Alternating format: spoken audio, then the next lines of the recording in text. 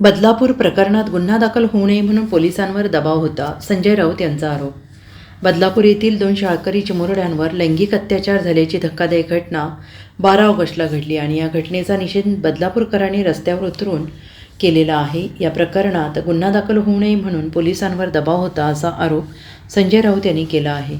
बदलापूरच्या एका नामांकित शाळेत 2 मुलींवर लैंगिक अत्याचार झाले. या दोन्ही मुली अत्यंत कोवळ्या वयातल्या आहेत. शाळेतल्या सफाई कर्मचाऱ्याने हे कृत्य केलं आहे आणि या प्रकरणात आरोपी अक्षय शिंदे याला अटक करण्यात आली आहे. आरोपीला फाशी झाली पाहिजे या मागणीसाठी बदलापूरकर मंगळवारी रस्त्यावर उतरले होते. लोकल सेवा बदलापूरकरांनी 10 तास रोखून धरली होती. हा पब्लिक क्राय आहे जो सर्वोच्च न्यायालयात दिसत नाही का, असा प्रश्नसुद्धा संजय राऊत यांनी उपस्थित केला. बदलापूरच्या ज्या शाळेत मुलींचं लैंगिक शोषण झालं ती शाळा भाजपाशी संबंधित आहे.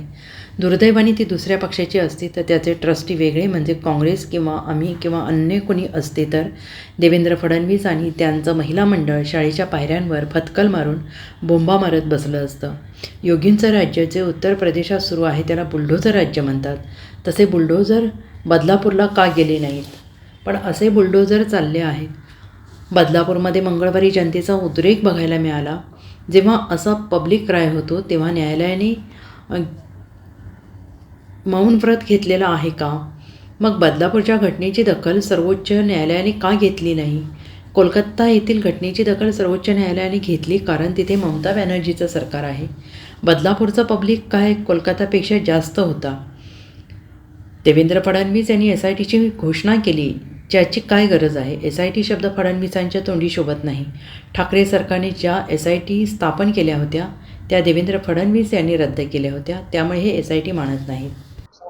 असं आहे, या महाराष्ट्रामध्ये घटनाबाह्य सरकार आहे. बेकायदेशीर आणि अत्यंत अघोरी पद्धतीनं सत्तेवर आलेलं सरकार आहे. त्याच्यामुळे त्यांच्याकडे माणुसकी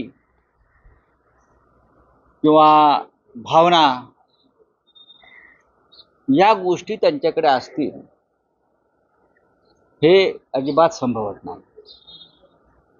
बदलापूरमध्ये ज्या शाळेमध्ये ही घटना घडली ती शाळा भारतीय जनता पक्षाशी संबंधित आहे. दुर्दैवानं ही दुसऱ्या कोणत्या पक्षाशी संबंधित असते, म्हणजे ते ट्रस्टी असतील, संस्थेचे चालक असतील, काँग्रेस, शिवसेना, आम्ही, राष्ट्रवादी काँग्रेस, अन्य कोणी, तर देवेंद्र फडणवीस आणि त्यांचं महिला मंडळ हे त्या शाळेच्या पायरीवर जाऊन फतकल मारून बसलं असतं, बोंबा मारत. आता गेले का? नाही. किंवा मधल्या काळामध्ये योगींचं राज्य जे सुरू आहे, बुलडोझर राज्य, तसे काही ठिकाणी अशा गुन्ह्यानंतर बुलडोझर चालवण्याचं काम मिंदे सरकारने केलं. मग हे बुलडोझर बदलापूरला का नाही गेले? हा एक प्रश्न आहे. मी असं म्हणत नाही की बुलडोझर गेलेच पाहिजे, पण तुम्ही यापूर्वी अशा गुन्ह्यात जरब बसावी म्हणून बुलडोझर चालवलेत त्या जागांवर. जनतेचा काल उद्रेक होता आणि याला पब्लिक क्राय म्हणतात कायदेशीर भाषेत. आणि जेव्हा जेव्हा असा पब्लिक क्राय झाला तेव्हा त्याची दखल न्यायालयानं घेतलेली आहे अनेक प्रकारात. मग कालच्या पब्लिक क्रायची दखल सर्वोच्च न्यायालयानं का घेतली नाही? कलकत्त्यातल्या घटनेची दखल सर्वोच्च न्यायालय घेतं कारण तिथे ममता बॅनर्जीचं सरकार आहे. इकडे पब्लिक क्राय कलकत्त्यापेक्षा जास्त होता का? पण त्या चिमुकल्यांचा आक्रोश, पब्लिक क्राय हा न्यायालयाचे कानाचे काल पडदे फाडू शकला नाही. देवेंद्र फडणवीस यांनी SIT स्थापन केली अशी घोषणा केली. काय गरज आहे? आरोपी पकडलेला आहे ना, पोलिसांनी तपास केला आहे ना. SIT हा शब्द त्यांच्या तोंडात शोभत नाही. ठाकरे सरकारनं अनेक गुन्ह्यामध्ये ज्या SIT स्थापन केल्या होत्या त्या गृहमंत्री झाल्याबरोबर पहिल्या 24 तासामध्ये देवेंद्र फडणवीस यांनी सगळ्या SIT रद्द केल्या. याचा अर्थ तुम्ही SIT मानायला तयार नाही कोणते. आणि त्या SIT अत्यंत गंभीर गुन्ह्यातल्या होत्या. माननीय उद्धव ठाकरे यांनी स्थापन केलेल्या SIT भ्रष्टाचार किंवा अशा प्रकारचे खटले. त्यानंतर आपले सन्माननीय मिंधे मुख्यमंत्री यांनी खटला फास्ट ट्रॅकवर चालेल वगैरे वगैरे अशा घोषणा. काय असतं फास्ट ट्रॅक? या घटनाबाह्य सरकारचा खटला फास्ट ट्रॅकवर चालला पाहिजे. तिथे हे सर्वोच्च न्यायालयावर दबाव आणून तारखांवर तारखा पाडतात. बलात्कार जसा अबलेवर होतो तसा राज्यघटनेवर सुद्धा होतो. आणि महाराष्ट्रात सरकार हे राज्यघटनेवर बलात्कार करून निर्माण झालाय. हा खटला त्यांना फास्ट ट्रॅकवर नको आहे.